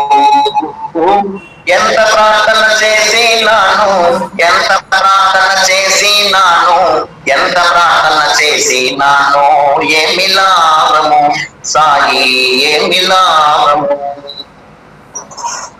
ఈ విధంగా మనం రోజు ప్రార్థన చేసుకుంటూ ఉంటే ప్రార్థనకు చాలా శక్తి ఉంది. ఆ ప్రార్థనా ప్రభావం చేత భగవంతుడు ఒకసారి కాకపోతే ఒకసారైనా కరిగిపోతాడు, కరిగి మనకు అనుగ్రహిస్తాడు. ఇకపోతే భగవన్నామ మహిమ గురించి తెలుసుకోవడానికి రామాయణంలో అట్లా పోయేద్దాం. రామాయణంలో ప్రవేశిస్తే శబరిమాత తన ఎంగిలి పళ్ళను రాముడు తిన్నాడు. అంత ఎంగిలి పళ్ళు తినేంత అర్హత శబరికి ఎలా వచ్చింది? వాళ్ళ గురువు చెప్పిపోయాడు, సాక్షాత్ శ్రీహరే వస్తాడు రామనామం జపం చేస్తూ. తాను తుది శ్వాస వరకు నామమే రామనామమే జపం చేసుకుంటుంది. ఆ రామనామ ప్రభావము చేత శబరిమాత తన ఎంగిలి పళ్ళు తిన్న ఇస్తే తృప్తిగా తినగలిగేటువంటి అర్హత పొందిందా. రామచంద్రుడు తృప్తిగా తిన్నాడు శబరిమాత ఇచ్చిన ఎంగిలి పళ్ళు. ఆ శక్తి ఆ అర్హత నీకు ఎవరిచ్చారు అంటే రామనామని ఇచ్చి. అలాగే లంకకు పోవడానికి ఆంజనేయ స్వామి లంకకు పోవడానికి ఒక దుంపు దొంగినాడు, లంకకు పోయి వచ్చినాడు. అదే రాముడు పోవడానికి వారధి కట్టాల్సి వచ్చింది. ఆంజనేయ స్వామి ఒక దుంపులు ఆవటం పోవడానికి కారణం ఏంటి అంటే రామనామం జపం చేయడమే. రామనామం జపం చేయడం వల్ల ఆంజనేయ స్వామి ఒక దుంపులు ఒకే ఎదురుకు లంక దాటిపోయినాడు, లంక చేరుకునేస్తాం సముద్రం దాటి. అదే రాముడు వస్తున్నప్పుడు సమాజం అంతా ఉంది కదా, సైన్యం అంతా ఉంది కదా, వెంట పెట్టుకోవడం కోసం అని చెప్పేసి వారధి కట్టారు. ఆ వారధి కట్టేటప్పుడు అందరూ రాళ్ళు తెచ్చేస్తున్నారు, పెద్ద పెద్ద రాళ్ళు చేస్తున్నారు, శక్తి కొద్దీ వేస్తున్నారు, ఒళ్ళు దాచుకోకుండా. అప్పుడు ఒక ఉడత కూడా వస్తుంది, తన వంతు సాయం చేద్దామని రాముడికి ఆ నీళ్ళలో మునగడము, వచ్చి ఇసుకలో పొరలాడము, ఈపు కట్టుకుంటుంది, వచ్చి ఆ రాళ్ళ మధ్య తెలిచాడు. అది తన కొద్ది అది ఎంత ఫాస్ట్గా చేస్తుందో అనే శక్తి అనుసారం దాన్ని చూసి రామచంద్రుడు ఇలా చేసి పెట్టి నిమిత్తాడు, ముద్దుగా సేవ చేస్తుంది. అందుకు గుర్తుగా రామని కాదు, గుర్తుగా 3 నామాలు కనపడతాయి. ఆ తర్వాత ప్రాణులే సేవ చేస్తున్నాయి ఇక్కడ, నేను ఒక్కరిని ఏంటి ఇలా ఉన్నానని చెప్పేసి రాముడు రాయి తీసుకున్నాడట. రాముడు తీసుకొచ్చేసి సముద్రంలోకి వేశాడు. వేస్తే వీళ్ళందరూ చేస్తుంది తేలుతున్నాయి. రాముడు వేస్తే బుడుగులు మునిగిపోయింది. ఇదేంటి ఇట్లా మునిగిపోయిందని చెప్పేసి ఎవరు చూస్తున్నారా, ఇట్లా చూసాడు, ఎవరు చూడలేదు అనుకున్నారు. ఎవరు చూడలేదు కదా అని చూస్తున్నారు రాముడు. ఎవరు చూడలేదు అనుకునేసి ఇలా తిరిగేటప్పటికి వెనకనే హనుమంతుడు ఉన్నాడు. నేను చూశాను స్వామి అన్నాడు. నువ్వు ఎట్లా చూసావా, ఏం చూసావా అన్నాడు. నేను చూశాను స్వామి, నేను చూశాను, మునిగిపోయే చూశాను. హనుమా ఏమిటి ఇలా మాట్లాడుతున్నావు? అవును స్వామి, నువ్వు వదిలేస్తే ఎవరైనా మునిగిపోవాల్సిందే. ప్రతి వస్తువే ప్రతి ఒక్కరు మునిగిపోవాలి. ఈ జగత్తే మునిగిపోతుంది స్వామి అని నేను అర్థం చేస్తున్నాను స్వామి. నీ చేతిలో వదిలిపెట్టదు స్వామి, ఎప్పుడు పట్టుకునే ఉంది. ఈ భక్తులు కూడా నీ దాసులు కూడా పట్టుకుని ప్రతి ఒక్క రాయి నీ నామం రాయడం వల్ల తేలుతుంది స్వామి. నీ నామం రాయకపోతే తేలదు. మీరు వేసిన రాయికి రామనామం రాయలేదు కానీ ఇది అవమానం కాదు, ఈ నామం యొక్క గొప్పతనం అని చెప్పేసి అనుకుంటే రామచంద్ర కలదు. భక్తులంటే ఇది కదా, భక్తులంటే ఇలా కదా ఉండాల్సింది. అవమానకరంగా మాట్లాడుతున్నారా ఏమన్నా, దాన్ని కూడా పాజిటివ్ గా మాట్లాడుతున్నాడు. రామచంద్రకి అనిపించింది, అరే నేను వేస్తే ఇట్లా మునిగిపోయింది ఏంటి, తనకు దాని మీదనే అనిపించింది ఒక సందేహం. కానీ దాన్ని ఎంత పాజిటివ్ గా హనుమంతుడు మలిచాడంటే రామచంద్రుడికే సంతోషం వేసే విధంగా మార్చేస్తుంది. గురువు యొక్క గుణాన్ని ఏ కోశాన కూడాను అవమానకరంగా మలచలేదు హనుమంతుడు. అందుకే గొప్ప శిష్యుడు అయ్యాడు, గొప్ప భక్తుడు అయ్యాడు. నీ నామం రాయకపోవడం వల్ల అది పంట మునిగిపోయింది. నువ్వు వదిలేస్తే జగత్తంతా మునిగిపోతుంది స్వామి అని. ఇది కదా భక్తికి తాను. రామచంద్రుడికి వెళ్తా ఎక్కడ హనుమంతుడు లేదు. కేవలం ఇది ఒక పరీక్ష, హనుమంతుడికి ఇది ఒక పరీక్ష. వెనక వస్తున్న వాడు హనుమంతుడు తెలియకుండా ఉంటుందా? సర్వాంతర్యామి రామచంద్రుడు ఏమంటాడో చూద్దాం. అది ఒక పరీక్ష. హనుమంతుడు ఎన్ని కోణాల్లో చూస్తున్నాడు, పరిపూర్ణమైన. ఆ విధంగా రామనామాన్ని రచించి తండ్రి జై శ్రీరామ్ అని రాయి వేస్తే వెళ్ళిపోతావచ్చు. రామనామానికి ఎంత శక్తి ఉండొచ్చు. హనుమంతుడు ఎగిరి రామనామం జపం చేసుకుంటూ లంకకి వెళ్ళాడు. లంకను దహనం చేశాడు. దహించి వేస్తే లంకంతా కాలిపోయింది. మీరు కూడా చూశారు, కాలిపోయిందంతా. కానీ ఒక్కరి ఇల్లు మాత్రం కాలలే. అది కూడా మీరు చూస్తారు. ఎవరిల్లు? విభీషణ ఇల్లు. లంకంతా కాలిపోయింది కానీ విభీషణుడికి కాదు. కారణం ఏంటి? ఆ విభీషణుడు రామనామాన్ని జపం చేస్తున్న మహాభక్తుడు. అంటే ఏమి? నామ జపం చేస్తూ ఉంటే ఎంతటి వాళ్ళకైనా రక్షణ చేస్తుంది. భగవన్నామం ఒక రామనామనే కాదు, ఏ నామమైనా. అన్ని మంత్రములు ఇందే ఆవగించెను,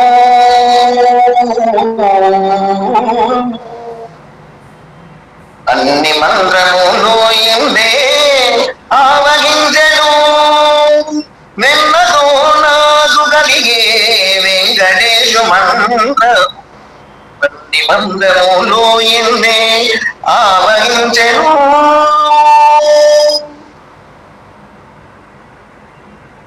నారదుడు జపించే నారాయణ మంత్రము. నిరంతరం నారాయణ జపం చేస్తున్నారు. నారాయణ మంత్రాలే జపం చేస్తారు. నారాయణ నారాయణ మొత్తం నామస్మరణ మొదలు పెట్టింది నారాయణ చెప్పాలి. నిరంతరం నారాయణ నారాయణ నారాయణ మొత్తం జపం చేస్తూనే ఉంటాడు. ఆయన మనకు ఆదర్శం కదా. నారద మహర్షి నారాయణ మంత్రం జపం చేయడం వల్ల మహాగురువులకే గురువు అయినాడు ఆయన. రామాయణం రాసినటువంటి వాడు వాల్మీకి మహర్షి అయితే వాల్మీకిని గురువుగా, వాల్మీకి గురువు ఎవరు? నారద మహర్షి. ప్రహ్లాదుని గురువు ఎవరు? నారద మహర్షి. ధ్రువతారగా నిలిచినటువంటి ధ్రువునికి గురువు ఎవరు? నారద మహర్షి. 5 ఏళ్ల పిల్లగాడు ధ్రువుడు. వానికి ఉపదేశం చేస్తే గురువు అయ్యి నారదుడు 5.5 సంవత్సరానికే విష్ణు ప్రత్యక్షమైనాడు. అసలు ఓం నమో భగవతే వాసుదేవాయ ఈ మంత్రం జపం చేయబడాలి. 5 నెలలు అంతే పట్టింది ఆ పిల్లగానికి, ధ్రువునికి. 5 సంవత్సరాల 5 నెలలకే మహావిష్ణు ప్రత్యక్షమైపోయాడు. గురువు గొప్పవాడు కాబట్టి రాజ్యం వచ్చా, తల్లిదండ్రుల ప్రేమాభిమానాలు లభించాయి, ధ్రువతారగా నిలిచిపోయి. ఆ మహావిష్ణు ప్రత్యక్షమైతే ఆ ధ్రువునికి, ఆ చిన్న పిల్లగాడు కదా, ఏం మాట్లాడాలో తోచలేదు. వాడికి ఏదో మాట్లాడాలనిపిస్తుంది, ఏదో చెప్పాలనిపిస్తుంది, ఏదో స్తోత్రం చేయాలనిపిస్తుంది. మాటలు రావడం లేదు ఉద్విగ్నంలో. అప్పుడు శ్రీమన్నారాయణ నవ్వి ఈ చేతిలో శంఖాన్ని తీసుకొని బుగ్గ మీద టచ్చేశారు. శంఖంతో, పాంచజన్య శంఖంతో ధ్రువుని బుగ్గ మీద ఎలా టచ్ చేశాడు. టచ్ చేస్తే పుంకాలుగా వచ్చేసాయట స్తోత్రాలు ఆయనకి, ధ్రువునికి. ఆ విధంగా ధ్రువునికి గురువై బోధించి ఎవరనుకుంటున్నారు? నారద మహర్షి. ప్రహ్లాదునికి గురువైన బోధ చేసింది ఎవరు? శ్రీమన్నారాయణ మంత్రం. ఓం నమో నారాయణ ఈ మంత్రాన్ని గర్భంలో ఉన్నప్పుడే ఉపదేశం చేసింది నారద మహర్షి. రామాయణం రాసిన వాల్మీకి గురువై ఉపదేశం చేసింది కూడాను నారద మహర్షి. అలాగే మహాభారతాన్ని రాసినటువంటి వాడు, భాగవతాన్ని రాసినటువంటి వాడు, వేదాలు రాసినటువంటి వాడు, ఉపనిషత్తులు రాసినటువంటి వాడు, 18 పురాణాలు 18 ఉపపురాణాలు రాసినటువంటి వాడు వేదవ్యాస. అతనికి గురువై బోధించింది ఎవరు? నారద మహర్షి. అంత గురువులకే గురువు ఆయన, జగద్గురువు. ఎప్పుడు తక్షణం ఎప్పుడు తలుచుకుంటే అప్పుడు మహావిష్ణువు దగ్గర ఉంటారు. మహావిష్ణువు కూడా లోక కన్య కార్యక్రమాలు ఏమైనా చేయించాలంటే నారదునే పిలుస్తాడు. నారద. ఈ నారదుడు ఎవరో శ్రీమన్నారాయణ అడిగినాడట, స్వామి ఏకకాలంలో ఈ విధంగా యజ్ఞాలు, యాగాలు, తపస్సులు, పూజలు, వ్రతాలు, జపాలు, తపస్సు అని జరుగుతూ ఉంటాయి. అన్ని నీవే హరికథలు, బుర్రకథలు అని చెప్తాను. భజనలు కూడా జరుగుతుంటాయి. నీ నామ సంకీర్తనలు చేస్తుంటా. మొదట నీ మనసు ఎక్కడికి వెళ్తుంది? ఎక్కడికి వెళ్తుంది అడిగితే, నాహం వసామి వైకుంఠే. నారద, నాహం వసామి వైకుంఠే, నేను అప్పుడు వైకుంఠంలో ఉండదు. నయోగి హృదయే రమవు, యోగుల హృదయంలో కూడా నేను ఉండను. మద్భక్త్యా యత్ర గాయంతి, నా భక్తులు ఎక్కడైతే కీర్తిస్తూ ఉంటారో, నా నామాన్ని సంకీర్తనలాగా పాడుకుంటూ ఉంటారు, నా గుణ కీర్తనలు పాడుతూ ఉంటారు. మద్భక్తాః యత్ర గాయంతి తత్ర తిష్ఠామి నారద, తత్ర తిష్ఠామి నారద, అక్కడ నేను కృష్ణ చేస్తూ ఉంటాను నారద అని చెప్పారు.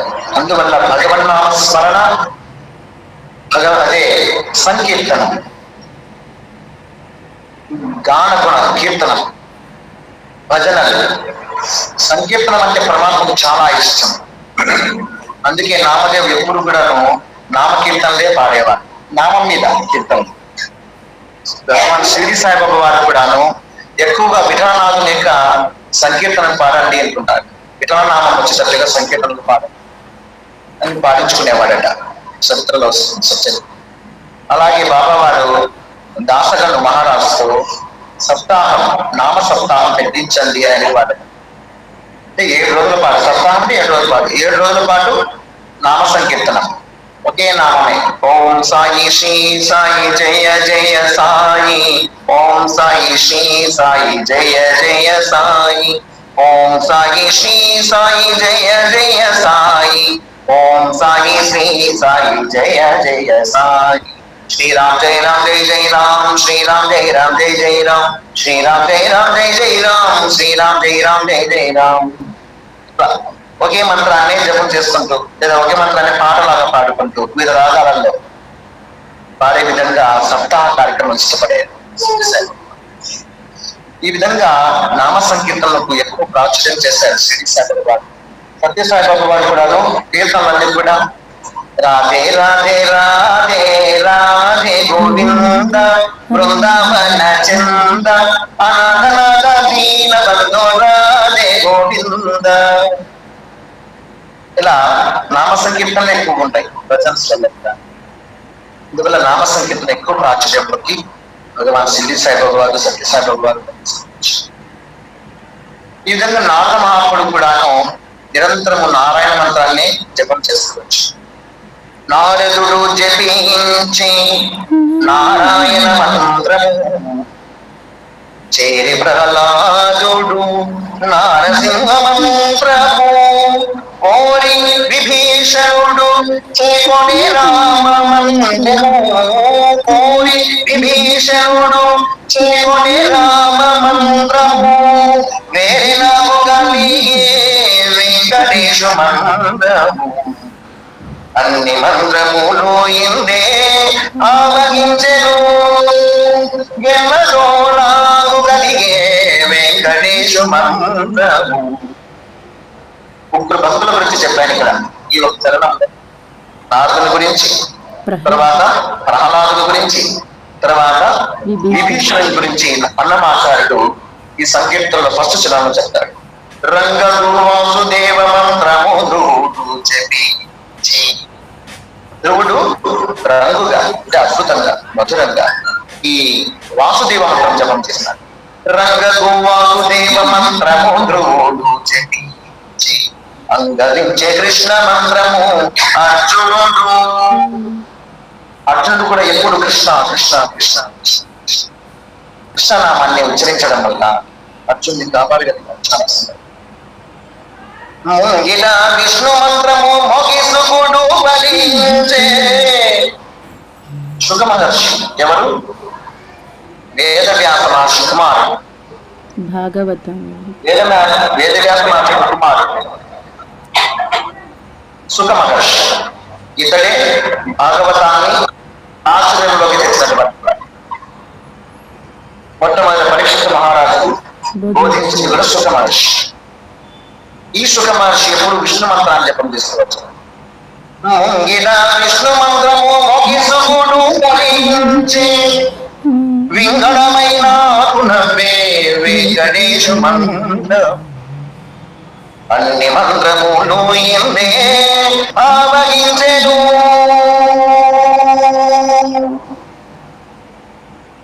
ఆ మంత్రం గొప్పది, ఈ మంత్రం గొప్పది, రామనామమే గొప్పది, శివనామం తక్కువ, సాయినామం గొప్పది, అమ్మవారి నామం తక్కువ, ఏమీ కాదు.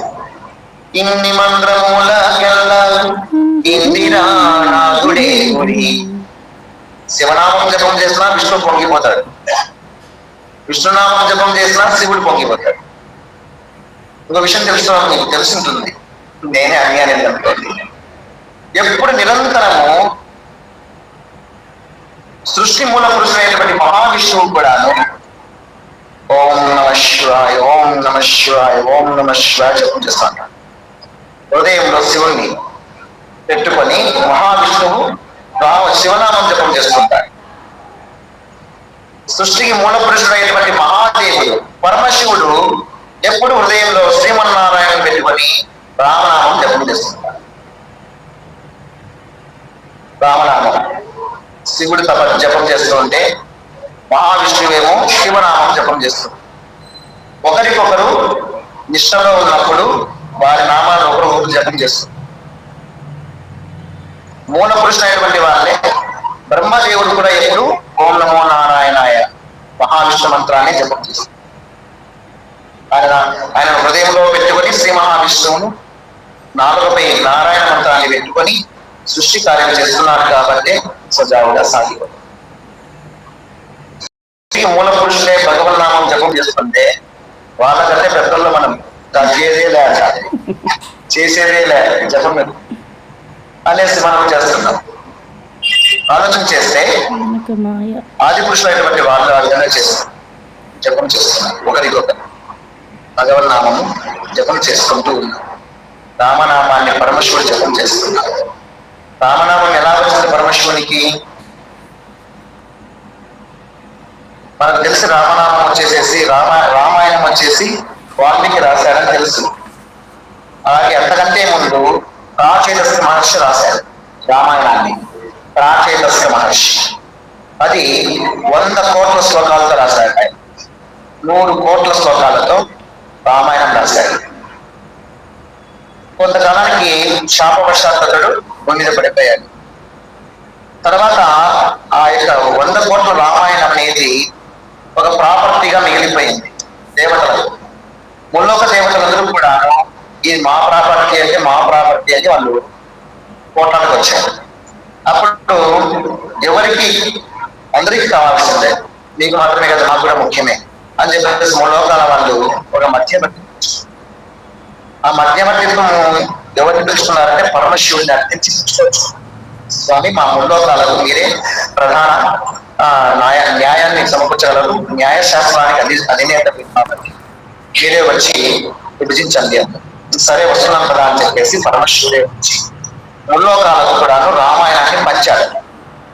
పంచితే ఒక్కొక్క లోకానికి 33 కోట్ల 33 లక్షల 33,333 శ్లోకాలు వచ్చాయి. చివరికి ఒక శ్లోకం మిగులి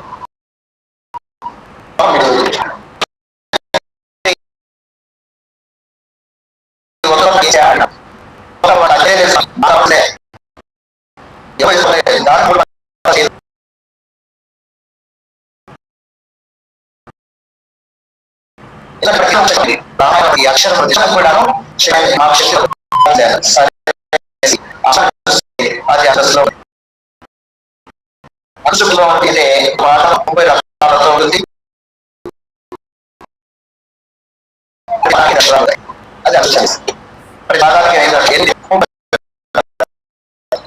సరే 3 లక్షలు చేసినాడు.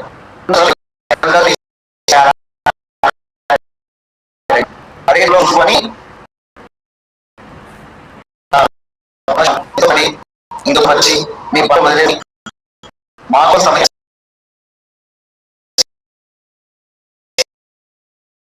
మాకు మంచి సమానంగా నీకు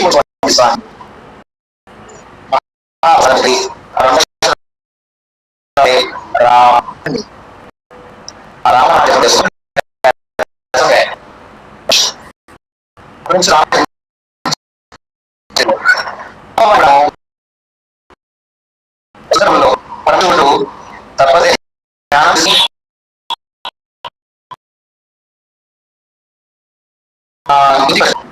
శాంతి విశ్వాసం చేసి పంటలు తెలియజేస్తుంది.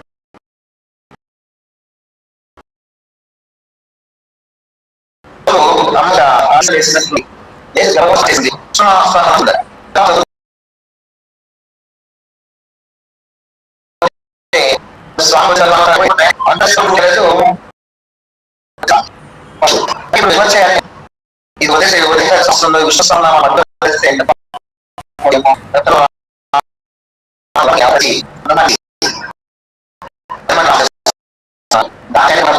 రాముని అవమానించినందువల్లే దాక్షాయంగా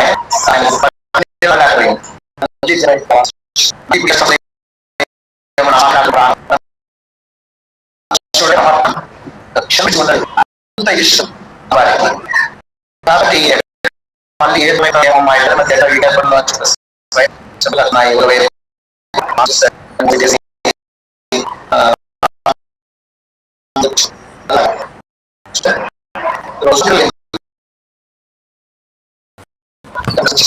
20 పనులు తీసుకొస్తాను కూలి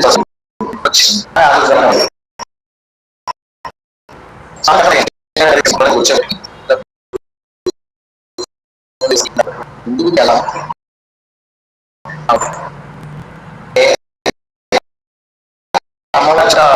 ముత్తలాగా ఉన్నాయి అది మెరుస్తున్నాయి. అమ్మవారి ఆ చరణం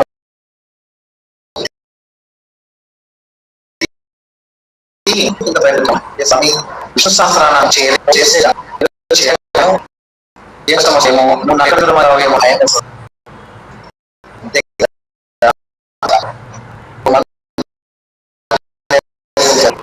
3 సార్లు నరక చెల్లించాలి.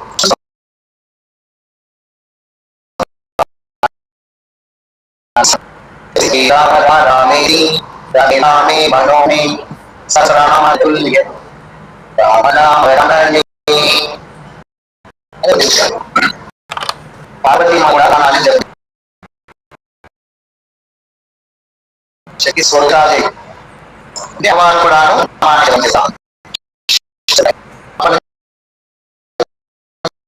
రామనామం సమయం చేయలేనప్పుడు పరిస్థితులు వచ్చినప్పుడు రామనామాన్ని చెప్తే చాలా విశ్వాసం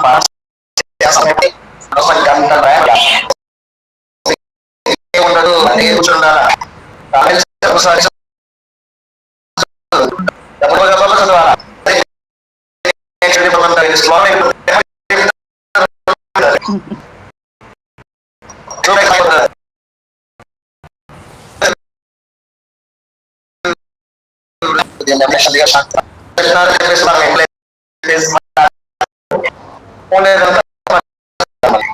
విధంగా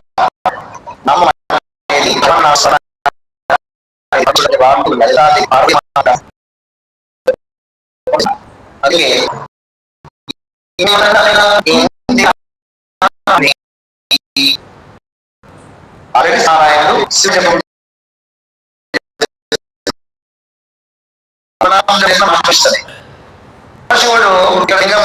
ఇక మహావిష్ణు వెంకటేశ్వర స్వామి చేస్తే మహావిష్ణు వస్తుందేమో పట్టిందేమో అది పట్ట చూసి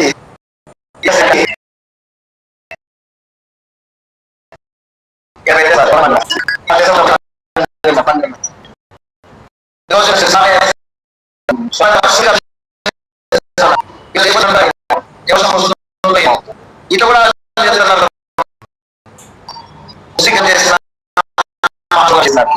ఎందుకు మహా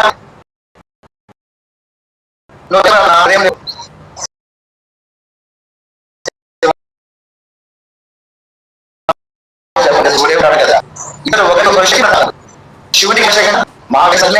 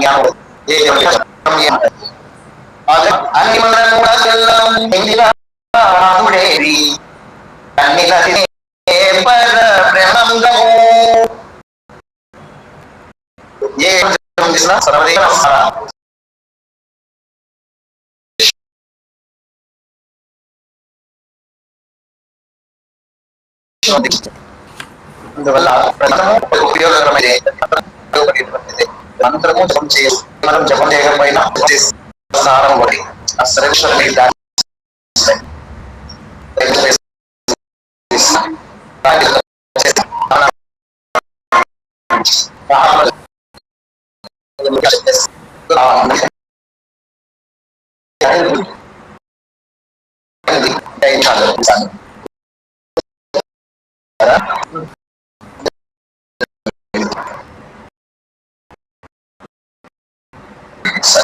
మహాత్ములు చూస్తే రాజాంశంలో పశుపాలనతో